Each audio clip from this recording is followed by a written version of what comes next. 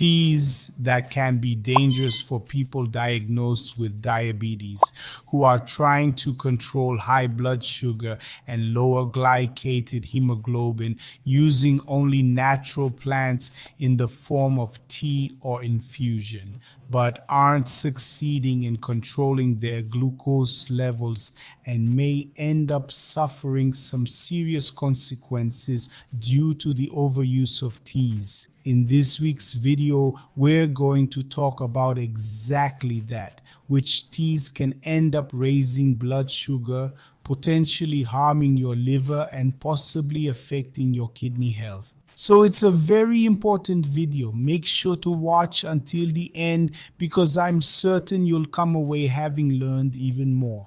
There's a lot of talk about using teas for people diagnosed with diabetes. And in fact, I've discussed some teas on this channel that can truly benefit glucose control.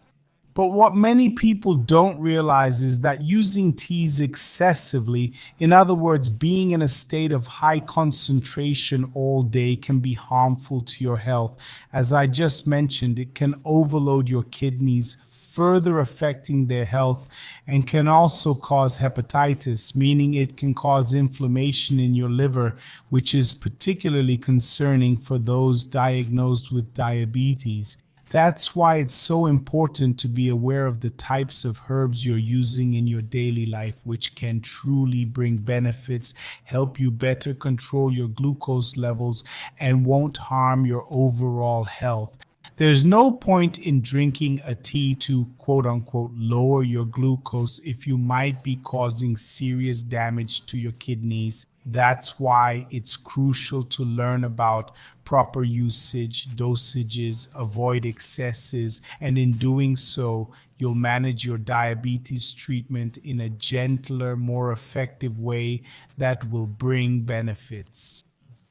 By the way, when this video ends, I'll leave a link in the description and at the end of the video to another video where I talked more in depth about which teas, in my opinion, can actually bring benefits for diabetics' health, lowering glucose levels, reducing glycated hemoglobin, helping with weight loss, and reducing the need to use medications and so on. But in today's video, we're going to talk about exactly the opposite. Teas that aren't so great for people diagnosed with diabetes. So let's get started. Now let's talk about teas that can cause your blood glucose to rise, or in other words, make your glucose level, which might be at 100, jump to 200, 250, 300 and beyond after drinking these teas. This is especially true for teas that are sweetened with sugar.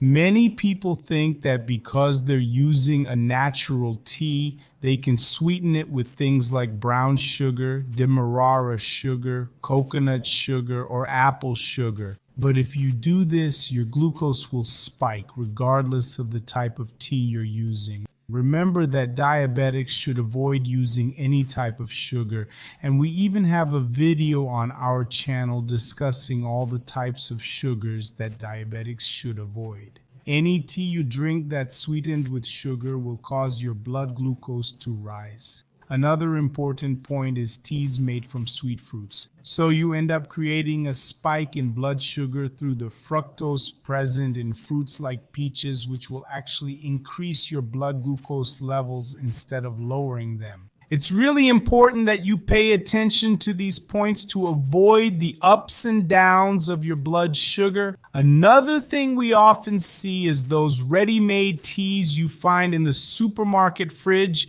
like mate tea, lemon balm tea, and so on. All of those teas are pre-sweetened and will cause your blood glucose to rise. So it's not really a medicinal tea, but many people who don't know better might end up drinking it every day, thinking it'll bring health benefits, give them more energy, and help lower their glucose levels.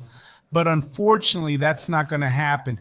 We also have those teas that come in 1 liter Tetra Pak boxes. And unfortunately, these teas contain added sugars and carbohydrates that can end up impairing your glucose control. So regarding these three types of teas I mentioned, which usually already contain sugars, it's very important that you stay away from them to better control your glucose, okay? Now let's talk about teas that can be harmful to both the kidneys and the liver. It's crucial for you to understand this because many people end up using them, and some of these teas are inflammatory for our liver. And if used excessively or without control, they can lead to hepatitis, which is inflammation of the liver. And I'm sure that's something you don't want. In fact, many diabetic patients already have fatty liver, which is that accumulation of fat that hinders liver function. And they end up, so to speak, attacking it further with even more teas that can cause inflammation in our liver. Starting with kava kava tea, we also have horsetail tea.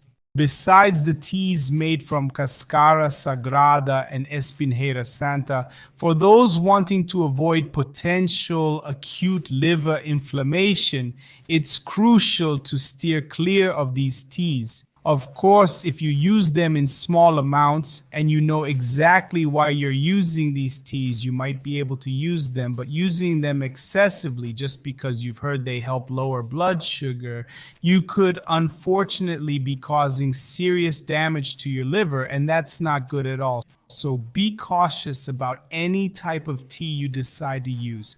You need to inform your endocrinologist so they can guide you properly and ensure it won't harm your health. And now we're also looking at starfruit tea, which can potentially harm the kidneys of people diagnosed with diabetes. Kidney problems can be linked to uncontrolled blood sugar, which we know as diabetic nephropathy, but starfruit tea can actually worsen the damage to our kidneys. So it's crucial that you avoid using starfruit tea if you're already predisposed to kidney problems, because if you do, you could end up with kidney failure, which can also cause further issues for your kidneys, not to mention speeding up the onset of diabetic nephropathy, a complication that often affects diabetics who struggle to effectively control their blood sugar and end up losing kidney function. So it's really important to be aware of this and avoid consuming any type of tea without caution. Whenever you're unsure about which tea to drink, you should always consult your doctor first. So when you have your routine checkup, make sure to write down all your questions. Doctor, is it okay for me to drink green tea? Doctor, can I have black tea? Doctor, is chamomile tea safe for me? And so on. From there, your doctor, who knows your treatment plan and follows up with you, will guide you in the best way possible. That's why it's so important to keep up with your regular medical checkups. And that was this week's video where we talked specifically about the importance of knowing what kind of tea you're drinking at home. It's pointless to go to a health food store and ask for a tea to lower your glucose if you don't even know what you're using. So the big takeaway from this video is to make sure you know what you're using in the right dosages and amounts to reap the benefits. Yes, teas can be beneficial for diabetics' health. They can bring benefits to overall metabolic health, reduce inflammation, lower glucose, improve cholesterol levels, lower high triglyceride levels. They can help with sleep, which is very important. They can help reduce stress, and all this is very beneficial for those diagnosed with diabetes.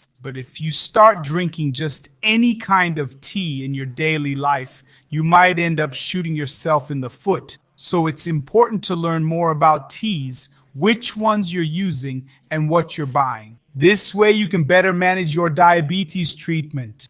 Got it?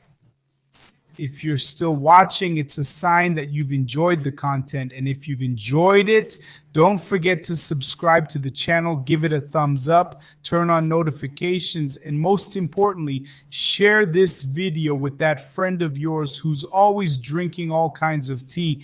And sometimes the teas they're drinking might not be so great for their health. After all, it costs you nothing to share with your friend on Facebook, Instagram, or WhatsApp. This way, YouTube will understand that this is valuable content that will benefit people, provide more knowledge and guidance, and everyone wins by gaining knowledge and improving their treatment in the best way possible. Now, I want you to pause whatever you're doing and rate this video. On a scale of 0 to 10, how valuable was this video? This helps me understand which topics you enjoy most and which areas you'd like me to explore further. This way, we can tailor the content to what you want to learn about, helping you grow and continuously improve your treatment. All right? I'll leave another great video link right here, so make sure to keep watching videos on the EDU Diabetes channel. By doing so, you'll gain knowledge, improve your quality of life, learn more about diabetes diagnosis, advance your treatment, and boost your overall health. Got it? That's all for you.